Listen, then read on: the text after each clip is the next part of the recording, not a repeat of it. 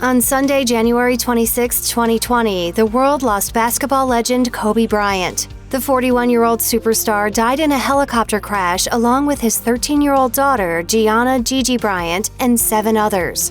While the reason for the crash is yet to be determined, CNN reports the helicopter pilot had requested to fly under special rules in weather conditions that were worse than normal, particularly in terms of visibility.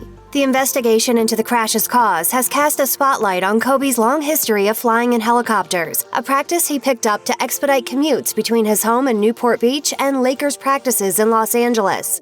One benefit? He got to spend more time with his 4 daughters.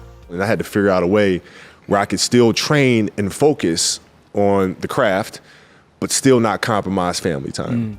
Given the amount of time Kobe would spend in helicopters, it turned out that he reportedly needed to make a deal with his wife, Vanessa Bryant, who he married in 2001, regarding flying in choppers. A source explained to People magazine, he and Vanessa had a deal that they would never fly on a helicopter together. The insider also noted how Kobe would only fly with the late pilot Ara Zobayan, who was operating the chopper when it crashed. According to the Washington Post, Zobayan had over 8,000 hours of flight time and had flown various celebrities, including Kylie Jenner. All of this information seems to imply Kobe and Vanessa took precautions to fly safely, all the way from supposedly flying separately to choosing an experienced pilot to charter their flights.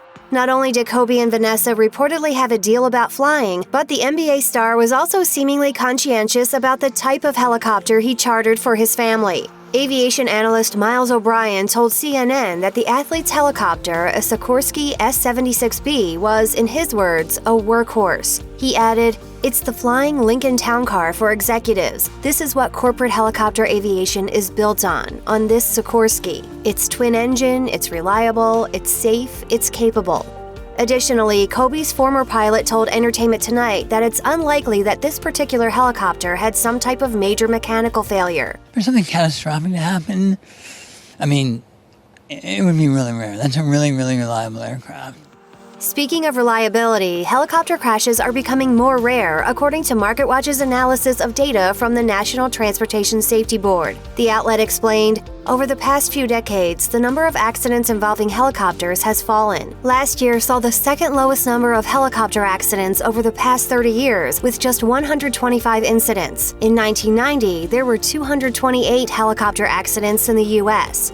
As for the finer details about Kobe's chopper, which he leased from Island Express Helicopters whenever he wanted, it was reportedly built in 1991 and had previously belonged to the state of Illinois, being used for VIP transport from 2007 to 2015, according to CNN. As Kobe and Vanessa's deal implies, the two were a team first and foremost. In the wake of the tragedy, she's trying her best to be a source of support for the couple's surviving children. A source told People, "It's an extremely difficult and devastating time for Vanessa and the whole family. She can hardly keep it together. She can't finish a sentence without crying. But she is working very hard to pull it together for the other girls. She now has to be the strong one."